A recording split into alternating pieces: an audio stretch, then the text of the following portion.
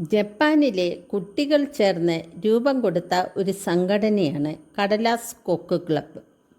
സംഘടനയ്ക്ക് പിന്നിൽ ഒരു കഥയുണ്ട്. ആ കഥ കേട്ടുള്ളൂ. ഹിരോഷിമ നഗരത്തിലാണ് സഡാക്കോ സസാക്കി എന്ന കൊച്ചു പെൺകുട്ടി താമസിച്ചിരുന്നത്. അതിനടുത്തായിരുന്നു രണ്ടാം ലോക മഹായുദ്ധകാലത്തെ അമേരിക്ക വർഷിച്ച അണുബോംബ് വന്നു വധിച്ചത്. മരണത്തിൽ നിന്ന് രക്ഷപ്പെട്ടെങ്കിലും മാരകമായ അണുവികിരണങ്ങൾ സഡോക്കയ്ക്ക് ഒരു രോഗം സമ്മാനിച്ചു, ലുക്കീമിയ അഥവാ രക്താർബുദം. 11-ാം വയസ്സിലാണ് രോഗം തിരിച്ചറിഞ്ഞത്. കടലാസ് കൊണ്ട് 1000 കൊക്കുകളെ ഉണ്ടാക്കി പ്രാർത്ഥിച്ചാൽ ആഗ്രഹിക്കുന്ന കാര്യം സാധിക്കുമെന്ന് ജപ്പാനിൽ ഒരു വിശ്വാസമുണ്ട്. ആശുപത്രി കിടക്കയിലിരുന്ന് അവൾ കൊക്കുകളെ ഉണ്ടാക്കാൻ തുടങ്ങി.